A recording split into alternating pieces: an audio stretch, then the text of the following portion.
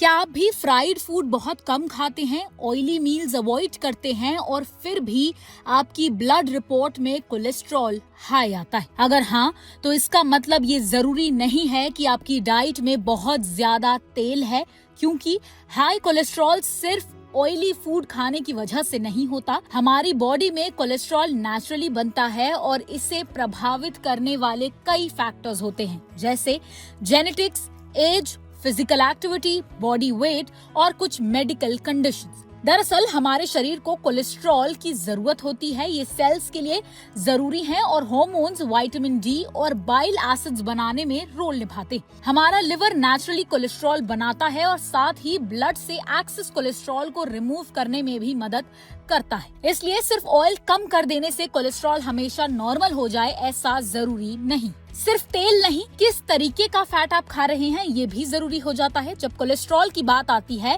तो हम अक्सर फ्राइड फूड और विजिबल ऑयल को ब्लेम करते हैं, लेकिन यहाँ टाइप ऑफ फैट ज्यादा इम्पोर्टेंट है। सैचुरेटेड फैट्स LDL यानी बैड कोलेस्ट्रॉल को बढ़ा सकते हैं और इसी प्रोसेस को डिटेल में समझने के लिए हमने बात की interventional cardiologist doctor Dibanshu Gupta, Sarvodaya hospital Jalandhar से। डॉक्टर गुप्ता बताते हैं कि सैचुरेटेड फैट यानी कि घी, बटर, चीज, फैटी मीट, सॉसेजेस, क्रीम और कुछ बिस्किट, केक और पेस्ट्री में भी पाया जाता है। कोकोनट और पाम ऑयल में भी सैचुरेटेड फैट की जो मात्रा है वो ज्यादा होती है। इसका मतलब ये है कि अगर आप समोसा, पकौड़ा या फिर चिप्स नहीं खाते, लेकिन रेगुलरली ज्यादा बटर, घी, चीज, फुल फैट डेयरी या फिर प्रोसेस्ड मीट लेते हैं तो आपका कोलेस्ट्रॉल फिर भी प्रभावित हो सकता है। कुछ लोगों में हाई कोलेस्ट्रॉल का जो कारण है वो उनकी लाइफस्टाइल नहीं बल्कि जेनेटिक्स हो सकता है। इसका एक एग्जाम्पल है फैमिलियल हाइपर कोलेस्टेरोलीमिया यानी FH।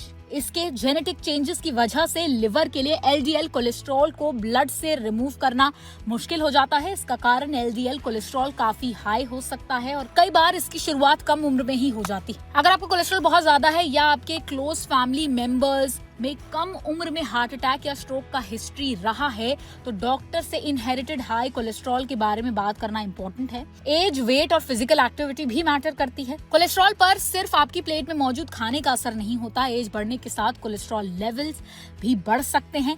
इसी तरह physical activity, access body weight, खासकर पेट के आसपास जमा फैट और स्मोकिंग भी आपके ओवरऑल कोलेस्ट्रॉल प्रोफाइल को अनहेल्दी बना सकती है। इसका मतलब ये नहीं है कि स्लिम, एक्टिव या नॉन स्मोकर होने से आपका कोलेस्ट्रॉल हमेशा नॉर्मल रहेगा।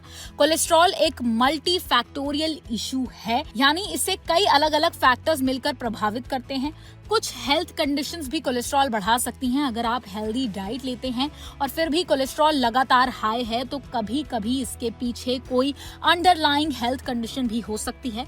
Under active thyroid, type 2 diabetes, kidney disease और कुछ liver related condition cholesterol levels को प्रभावित कर सकती है। इसलिए हाई कोलेस्ट्रॉल को देखकर सिर्फ ये मान लेना कि मुझे ऑयल और कम करना चाहिए सही अप्रोच नहीं है। जरूरत पड़ने पर डॉक्टर आपकी मेडिकल हिस्ट्री और बाकी हेल्थ पैरामीटर्स को देखकर अंडरलाइंग कॉज की जांच कर सकते हैं। अब आ जाते हैं कि क्या शुगर और कार्बोहाइड्रेट्स भी कोलेस्ट्रॉल को अफेक्ट कर सकते हैं। यहाँ एक इम्पोर्टेंट बात समझना जरूरी है कि शुगर और रिफाइंड कार्बोहाइड्रेट्स का असर खास तौर पर ट्राइग्लिसराइड्स पर पड़ सकता है, जो ब्लड टेस्ट में कोलेस्ट्रॉल के साथ मेजर होने वाला एक अलग टाइप का ब्लड फैट है। बहुत ज्यादा शुगरी ड्रिंक्स, स्वीट्स और रिफाइंड कार्बोहाइड्रेट्स जैसे white bread, white rice, pastries और लो फाइबर फूड्स आपके ओवरऑल लिपिड प्रोफाइल को प्रभावित कर सकते हैं। एक्सेस वेट और ज्यादा अल्कोहल इंटेक भी ट्राइग्लिसराइड्स को बढ़ा सकते हैं। इसलिए सिर्फ ये देखना कि आप कितना ऑयल खाते हैं आपकी पूरी डाइट की पिक्चर नहीं बताता। अगर आपका कोलेस्ट्रॉल हाई है तो आप क्या कर सकते हैं? सबसे पहले अपनी डाइट से हर तरीके का फैट कंप्लीटली रिमूव कर दीजिए।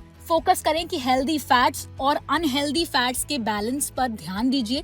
सैचुरेटेड फैट को कम करके अनसैचुरेटेड फैट्स को प्रेफरेंस दी जा सकती है। बटर की जगह सूटेबल वेजिटेबल ऑयल्स या फिर ऑलिव ऑयल का इस्तेमाल, लो फैट डेयरी ऑप्शंस चुनना और nuts, seeds, vegetables, whole grains, beans और ऑयल फिश जैसे फूड्स को डाइट में शामिल करना जरूरी है। इसके साथ फाइबर इंटेक बढ़ाना भी इम्पोर्टेंट है। ओट्स, बार्ले, बीन्स, फ्रूट्स और वेजिटेबल्स जैसे fibre rich foods cholesterol management में मदद कर सकते हैं। Regular physical activity, healthy weight maintain करना और स्मोकिंग अवॉइड करना भी हार्ट हेल्थ के लिए इम्पोर्टेंट हो सकता है। तो अगर आप सोच रहे हैं कि मैं ऑयली फूड नहीं खाता फिर भी मेरा कोलेस्ट्रॉल हाई क्यों है, तो इसका जवाब सिर्फ आपकी कुकिंग ऑयल बॉटल में नहीं, आपका कोलेस्ट्रॉल आपके बॉडी द्वारा cholesterol production, genetics, saturated fat intake, age, physical activity, body weight और कुछ हेल्थ कंडीशंस के कॉम्बिनेशन से भी प्रभावित हो सकता है। इसलिए हाई कोलेस्ट्रॉल आने पर खुद को ब्लेम करने या सिर्फ ऑयल कंप्लीटली बंद करने की बजाय अपनी कंप्लीट लिपिड प्रोफाइल और ओवरऑल कार्डियोवैस्कुलर रिस्क को समझना जरूरी है। अगर कोलेस्ट्रॉल लगातार हाई है